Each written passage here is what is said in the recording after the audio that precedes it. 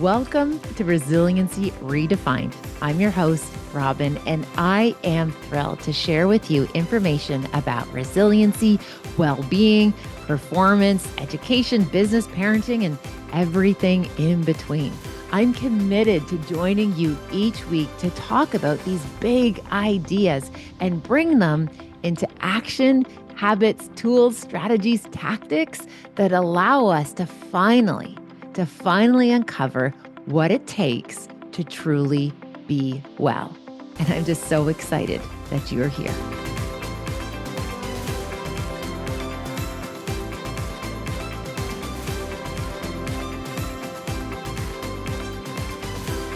Hello, everyone. Welcome back to Resiliency Redefined. I'm your host, Robyne. I'm still stick handling a wee bit of congestion, so I apologize if I sound a wee bit snotty. I am doing my best, and I'm very happy to be here. And I am extra excited. I feel like I always start by saying, hey, I'm super excited.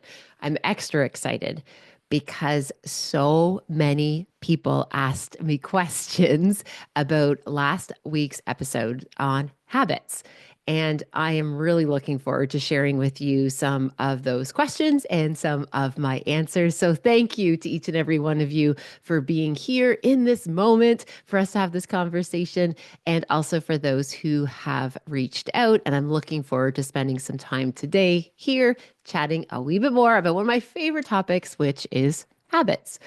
As I started off last day, and I'll share it again because it's so good, as our buddy Alcine Jr. would say, I'm going to say it again because it's so important. The habits you have make up the quality of your life.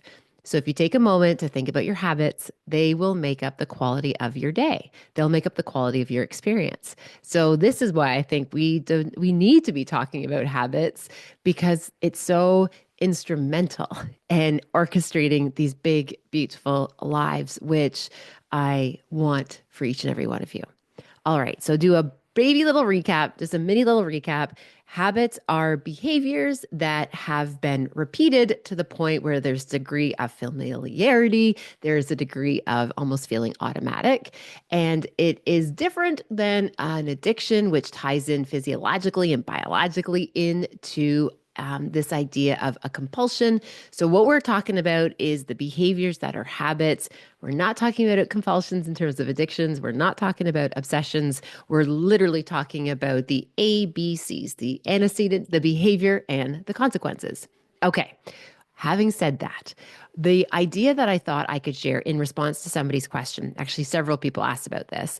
They said, Robyne, you talked about the habit of gratitude last day. You talked about the habit of a morning activity like walking each day, the habit of even, having a meal and really connecting versus being distracted, like on our telephones and things like that. What I thought could be useful, because the person asked, and I really love this question, if we had to think about like one habit that we should start with, like where do we even begin when there's this whole constellation of habits that we can be thinking about? Where do we get our best return on our investment? To help us figure out what habit, what habit is going to give us that great return on our investment, and to answer our friend's question, I want to tell you a wee bit about what's called the health hierarchy. I love sharing this idea with people called the health hierarchy. What this is this idea. Here we go.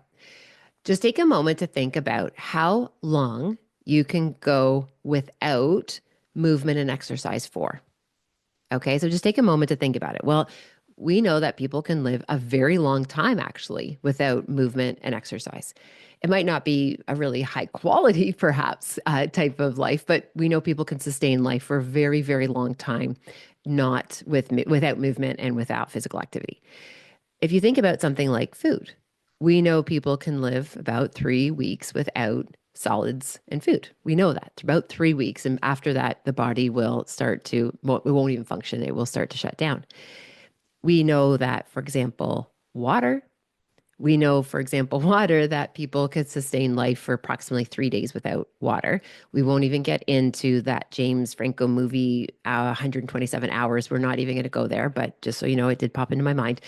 3 days we can survive without water. Okay. So 3 weeks without food, 3 days without water. There's some research that talks about sleep. The average and what they talk about sometimes is this idea between like 5 to 7 days is like it's like the extreme of what people can survive without sleep. There's a reason why sleep deprivation is a form of torture. So food, a long time, sleep, a little bit less long time, water, 3 days, we're cooked. But the most important life ingredient is breath. 3 minutes. The average person can survive without oxygen for about 3 minutes. Now, I appreciate that Kate Winslet did some crazy training where she can do it for like 9 minutes and like, Tom Cruise Mission Possible, his stuff, crazy. The average bear, the average person, we're talking about 3 minutes. What does this have to do with anything? We know that if we start so small, you cannot fail, which was a theme from last day, and we just start the practice of a breath exercise, 5 minutes a day. Just spend 5 minutes a day focusing on some breath work. That ties in mindfulness, that ties in just that pause of all the mental chatter and all the noise and all the pressures and stressors of adulting, all of the things, just 5 minutes of breath work and start to build on that. And what we know is that when we start at the bottom of the of the health hierarchy and we work our way up, it actually starts to positively impact the ease, accessibility, and availability of other behaviors up the hierarchy. So what does that mean? If we can really lock in with a 5 minute breathwork practice, you then are more likely to drink some water. And it doesn't matter where the water is coming from. I get so concerned right now that folks are thinking that water needs to be complicated. Oh my goodness. The new Stanley will not make you drink more water. Okay. Like literally just drink water. And I'm mindful, yes, there's information about plastics and information about all these different things. And yes, there is already hydrogen in your water. You do not need to follow that person on TikTok that's telling you to put hydrogen in your water. Just drink water. All right. Please just drink water. And what the research again shows, if we have some breath work practices that we do consistently and we make sure that we're drinking some water, what happens is we have what they talk about in the research, what's called a halo effect. And the halo effect starts to make available this kind of like these other health related behaviors. And we know that when people adopt a breath practice and they're drinking enough water, they start to make different choices about their nutrition. They start to make different choices about their sleep. They start to make different choices about their physical movement. So we can grow these habits that really serve us. Because again, remember, you can't hate yourself healthy. So often people start at the top of that health hierarchy and like try to punish themselves into submission and call it motivation. They call it discipline, right? Like this, this grinding kind of mentality. My friends, it doesn't need to be that complicated. It doesn't have to be that hard. We can actually go ground up and build a solid foundation that's really, really helpful to us to continue to add habits and behaviors for us to feel good. So I hope that makes sense. Just recently, I was talking at an event and they were talking about their goals. And this one gentleman said that his goal was to do high intensity HIIT training 6 days a week, like starting on Monday. I love how we take a good Monday as our start point.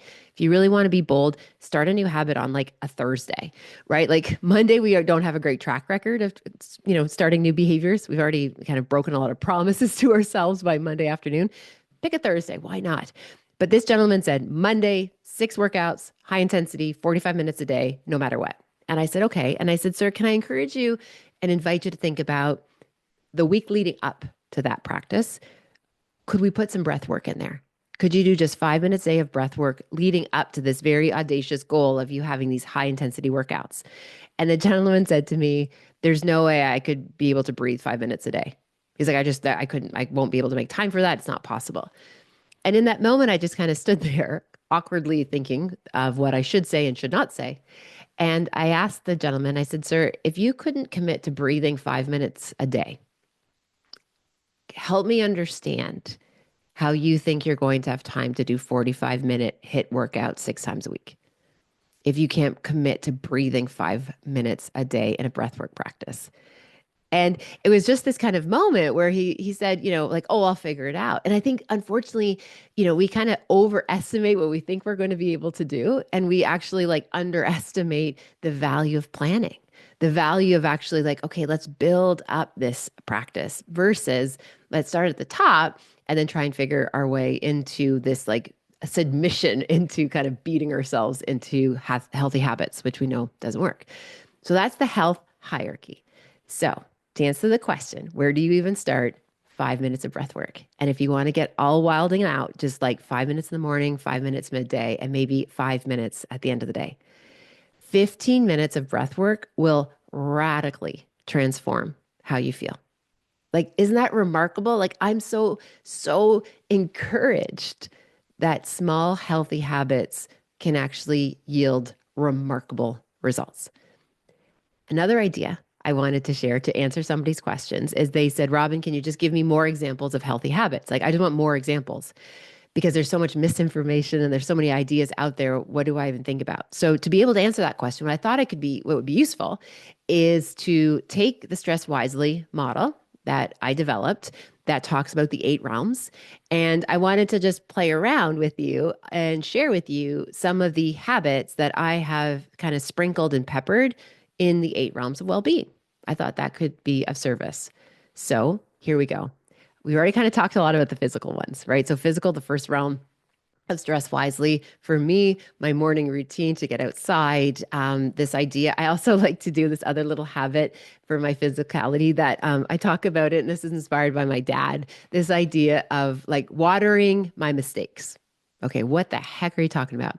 So my father is remarkably talented. He is so skilled with talents and gifts. And carpentry happens to be one of my dad's many, many, many gifts and skills and talents. And when he is working on a project, and I remember this all growing up, when he is building something, working on a project, and he makes a mistake, or the person he's working with makes a mistake. Let's say they're cutting something, measuring, and they realize, oops, I did that incorrectly. My dad would say, water break. So whenever anybody like stumbled or he stumbled, like he would say water break, which means we need to pause, minimize the blast radius of making more mistakes, and we're just going to rehydrate. We're just going to catch our breath, regroup, rally.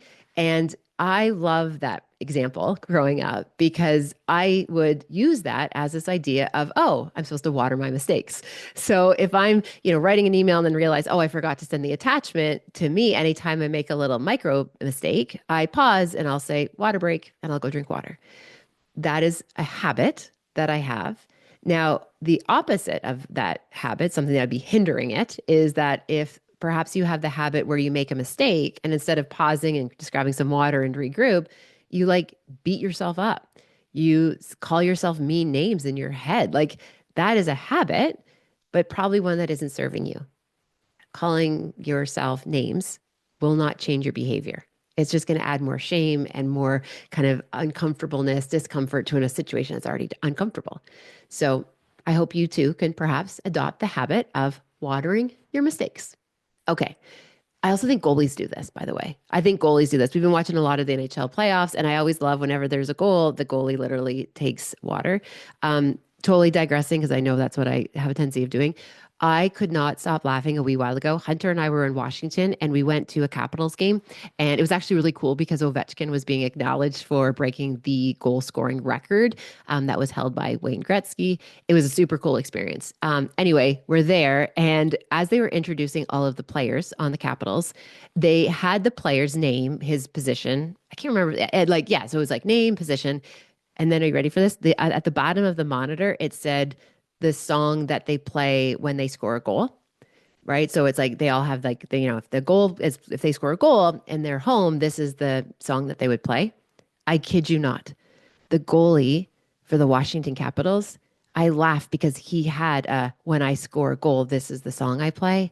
And I believe it was Toby Keith, like the random country dude, Toby Keith.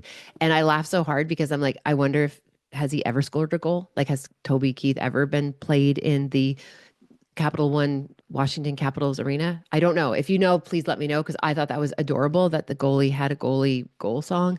Not like when it scored on him, like literally if he scored a goal. Very few NHL goalies have scored a goals. Anyway, clearly I digress, but I think that's adorable. Back to regular scheduled programming. The second realm, emotion. What are some habits that we practice or we talk about when it comes to emotion? I think one of the ones that often gets overlooked are emotional like habits of mind. And what I mean by that is I have a habit, and I've shared this before, I don't really trust anything I think or feel after 8 p.m. I have an emotional cutoff where whatever I feel, whatever I'm thinking about after 8 p.m., I hold it very, very gently. Because something that I've learned is that my emotional capacity, my intellectual capacity after 8 p.m., it is so diminished. Now, yes, that's usually by the time my meds have worn off as somebody with ADHD. And usually I'm at that point where I'm not feeling well resourced.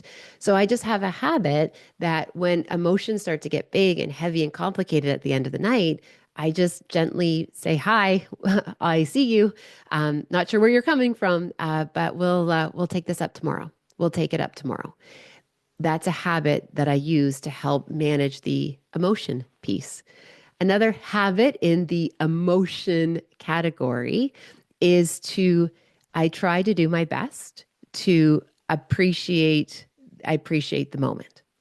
And what I mean by that is like the same way when things aren't going very well and I'm feeling like emotions of, disappointment or heaviness, and I give my attention to that, I try to do the same as well when things are positive. I think we have a tendency to like jump and bypass and move quite quickly through some of the positive emotion. I really like to like enjoy the wins, right? So I have a habit that when I win something or I have a positive emotion or a positive outcome, that I like on purpose, I have a habit of like holding on to it. I give that like it a little squeeze. Like I make sure that I'm keeping this in that big scorecard of life because I don't want to miss the moment. I don't want to miss the wins. I don't want to miss how good it feels like to have a hug from your big when he comes home from school. I don't want to miss what it feels like to see Ava's excitement about something that she's looking forward to. I don't want to rush those moments.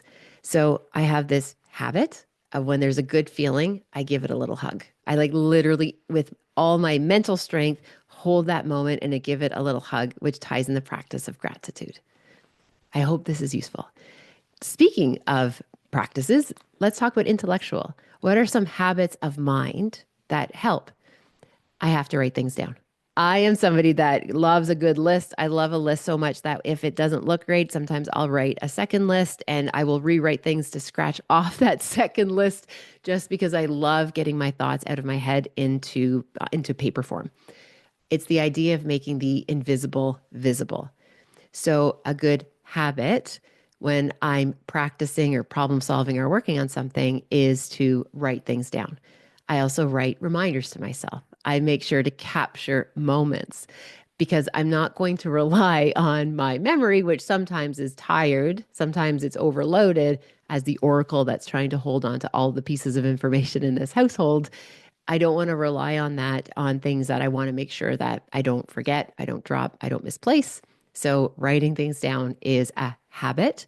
I particularly love writing things down on the back of envelopes. I was actually kind of cheesed when I went to paperless bills and all the things because I missed having a good envelope to write on the back of, especially grocery lists. I love writing a grocery list on the back of a used envelope. I think it's a silent connection with my late mom. I'm not sure why. I'm pretty sure a lot of her grocery lists were on the back of envelopes. That's maybe why I do it. But nevertheless, getting the invisible visible, it's an intellectual habit that can make a difference. Okay, let's keep going. This one's kind of fun. Environmental. What kind of habits, and somebody asked me this actually, like what habits in your environment can set you up for success?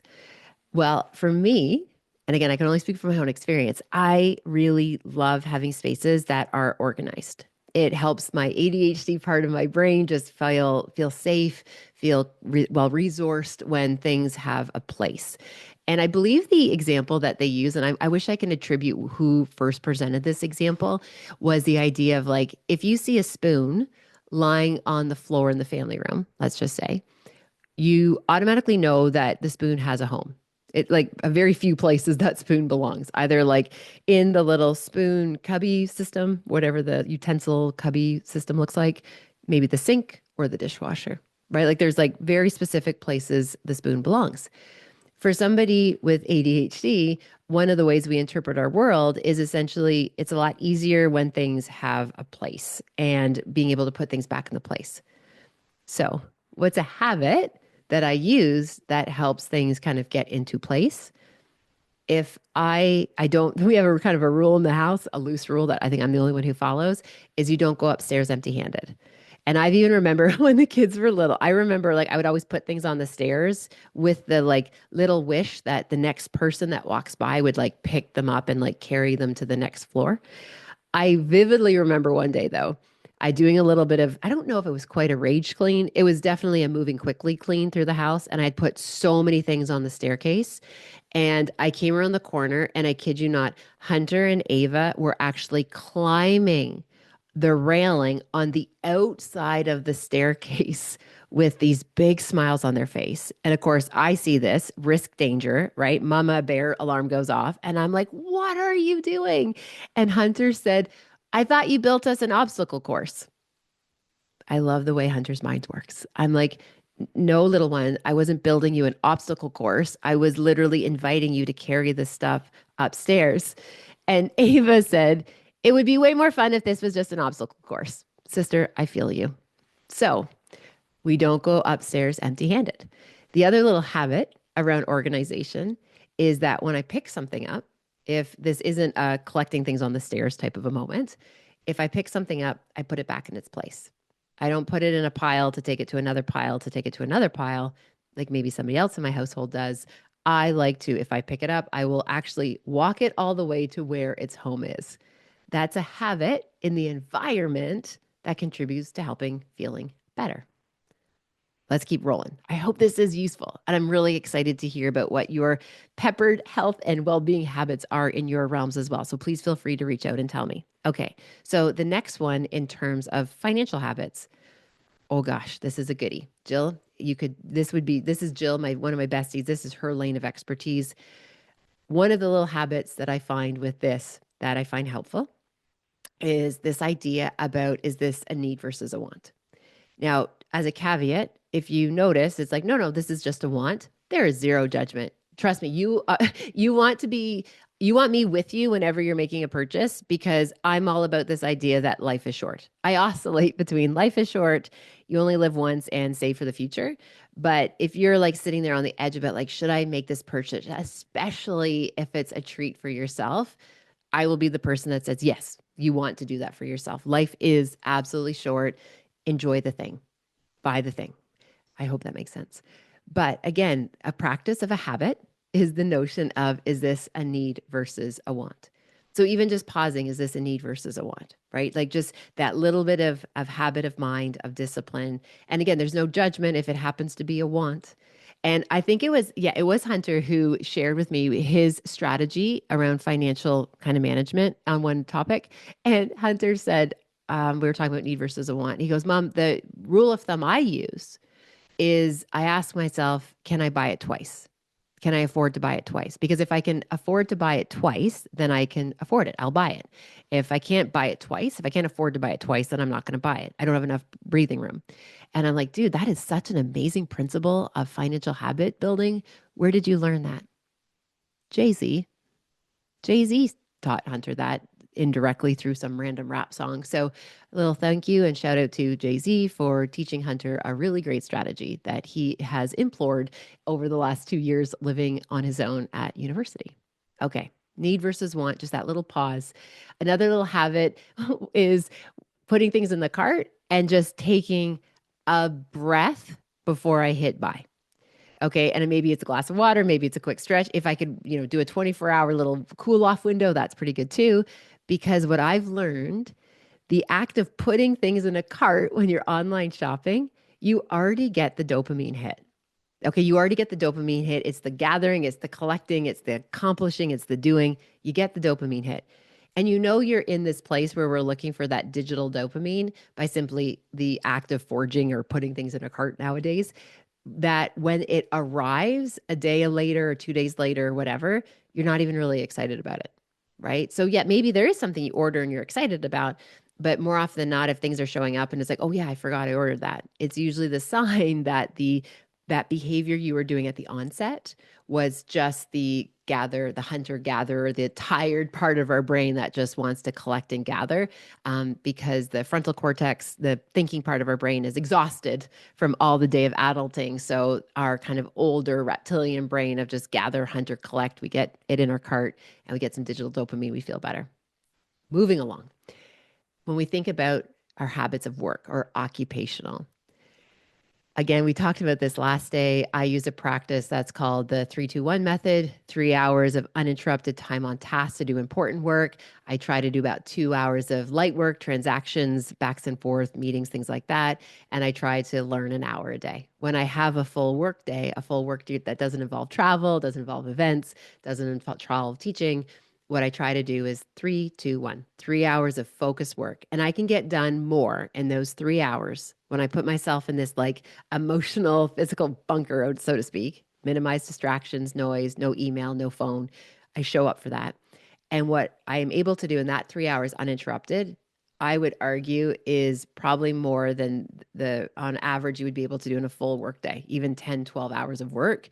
I can do that in 3 hours. Thank you, Dr. Maria Montessori, who taught the power of an uninterrupted 3 hour window of high performance. Then 2 hours are emails, transactions. An hour is dedicated to connection, growth, and learning. So a 3-2-1 method. That is a habit I use on work days when I am working from home. Okay, we got one more here, the spiritual. A spiritual habit that I practice, and I again touched on this last day too, is I'm somebody who said we practice grace before meals in our house. It's just this way of being present, being grateful, being aware, being in community. The other kind of practice that ties into that spiritual practice is looking for moments in a day of awe and wonder, like just looking for the beauty in the world. And I appreciate that there's so much noise and there is so much negativity, and there is miracles happening all around us. And it was actually Einstein who said we can either look at nothing as a miracle or everything as a miracle. And that's something that I do. I look for the light in other people. I look for the joy. I look for the beauty because it's there. It's a beautiful world, even when it is unwell. There are still moments in that. So again, the habit of mind of, saying grace, the habit of mind of looking with intention to find hope, to be able to see joys, to see good. Those are spiritual habits on top of obviously, how we practice by going to mass and celebrating the sacraments. Like those are habits that have become a sacred ritual. I hope this is helpful. What I wanted to illustrate are those little peppered habits that we can put in the day that again ties into this really impacting the quality of our lives. Now, the other little piece that I wanted to share, which I thought would be useful when I was kind of trying to get a few ideas to answer people's questions. The questions that somebody said are, Robyne, what are some of your bad habits? Now, again, I'm going to pause and say they aren't bad habits because it's not a moral issue. But what are some habits that you do that you notice aren't very helpful? They did call them bad habits, but we're going to reframe that. Habits that are hindering my goals. And I love the person asking me this question because they said, it seems like you have all your ducks in a row. Sister, my ducks are not in a row. If you could see what those little feet are in those little, I was going to call them paddles. They're not paddles, the little web feet underneath. If you could see what my little duckies are doing under the water, you would realize my ducks are not in a row. They're not even in the same body of water. They're not even all ducks. I think there's a pigeon in there. But what are some of those things that I do that are hinders? So I thought I have like 5 of them for you because I want you to know this is a practice and we're all trying our best to figure it out. Number 1 for me is rushing. When I rush, I make mistakes. When I rush, I drop things. I get clumsy. I rush, I start to notice I'm not processing emotion in real time. When I'm rushing, I tend to make very poor choices. So the habit of rushing or feeling absolutely as though everything is urgent and this idea of that distress, that high reactivity to a situation it doesn't serve me well. So when I notice I'm rushing, I really do my best to stop what I'm doing immediately, take a few breaths, slow down, and start again. So I pull myself back with the rushing behavior. Another one that I want to share with you here, is a habit that I work on to minimize is avoiding. I will go to great lengths to avoid certain things that I do not like. You can call it procrastination, you can call it protest behavior. I have a tendency of avoiding. Now, that doesn't mean I'm not confident that I can do hard things. I hit the wall every once in a while where I'm not interested in doing hard things sometimes. I just sometimes will avoid something because it's easier for me to just put my head down and lone wolf it than it is to, for example, ask for help. Speaking of asking for help, I just this past weekend we celebrated 2 weekends ago now. I guess we celebrated the practice of Easter, and I again was on the road between basketball and work, and I was thinking to myself, "Oh my gosh, I'm not going to be able to put together the children's Easter baskets." So I decided to ask for help, but because it's me and I find asking for help sometimes can be challenging, I invented something this past Easter, which I can't believe I haven't told about yet. I'm very proud of this. It's called. Are you ready for this? Spy bunnies. I invented spy bunnies. So instead of me trying to put together 4 Easter baskets for my nearest and dearest, I asked ChatGPT to randomly assign the people in our household to another person in this household. And they were that person's spy bunny, which meant, similar to a Secret Santa, that they were responsible for that person's Easter basket. And I loved this practice. I highly recommend this practice because I didn't have to worry about navigating 4 Easter baskets. I just did one. And I loved what it was like watching the children open their Easter baskets in some of the cases from their sibling and vice versa. And it was so much fun. It was so much easier because it's really easy to get one Easter basket from things you can buy in an airport gift shop. Thank you, Hudson, versus trying to get interesting things for 4 people in an airport gift shop. So, Spy Bunnies, highly recommend it. So, I was avoiding asking for help until I found a strategy I like to call now Spy Bunnies. Highly recommend it for Easter. And yes, I understand this has nothing to do with like the religious component of Easter. This is the absolute commercial side of Easter. Spy bunnies, I highly recommend it. Okay, so that was the other habit. 2 other ones that I wanted to share with you. This one I call mental gymnastics. I find that when I have a lot on the go, I will start trying to do mental gymnastics to try and problem solve. And I don't use the practice of making the invisible visible. And I sometimes get stuck in my head trying to figure things out. And what often happens is I'm juggling too many things in my head. Something's going to get dropped, something is going to get missed. So I notice when I'm kind of in my head and it's getting really noisy and really cluttered that's a cue for me that I need to stop doing mental gymnastics. The example I shared actually on my podcast with Peter just recently was this idea. Another example of mental gymnastics for me was I noticed I literally was experiencing like psychological warfare in my closet, meaning that every time I went into my closet, it was so disorganized. There was things that didn't fit. There were things that I felt guilty donating or giving away because somebody gave it to me. And I just had this experience of like mental warfare, psychological warfare every time I went into my closet. And the mental gymnastics about, oh, how do I navigate this? Where do I find that thing I'm looking for? And finally, I was like, enough. And I took the time to actually sort that space, got that space back to a place where there's a sense of ease with going into the closet now because I see what I need to see and I know where things are. So, mental gymnastics, a little bit of psychological warfare, realizing I needed to just make action. And I found that was helpful.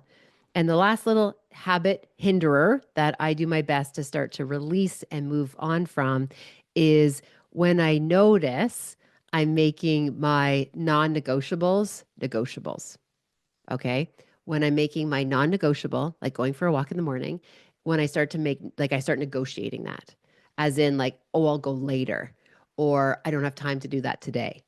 A non-negotiable is, by the very definition, a non-negotiable for a reason. It means it's something that needs to get done for many different reasons. And if I notice I start negotiating with any of the things that I say I don't negotiate with, that is a habit hinderer that I'm working to release. Okay, sports fans, I hope that was useful for you. I'm more than happy to keep the conversation going about habits. If you do have any more wonderments, curiosities, please reach out. Thank you for listening today to Resiliency Redefined. I look forward to answering anything that is top of mind for you. So please keep your questions rolling in, your comments. If there's something in here that you felt was useful, as I say, please feel free to pass it along and share it with a friend. That is one of the best ways to support this podcast and keep it commercial free. So thanks, everyone. Take good care. And I'm excited to see how your habits help and perhaps maybe hinder, but how we can set them on the right trajectory to improve the quality of your day. Take good care, and I'll see you next time. Thank you for spending time with this podcast episode today. I hope you found something helpful in Resiliency Redefined. Please feel free to share it with somebody who you might think could benefit. Maybe there was something useful, something in particular that you think you could pay forward. Also, if you have a moment, please feel free to rate and review this podcast wherever you like to listen to your podcast. It means the world to me. And again, thanks for your time. Thank you for your interest. Take good care, and I'll see you next time.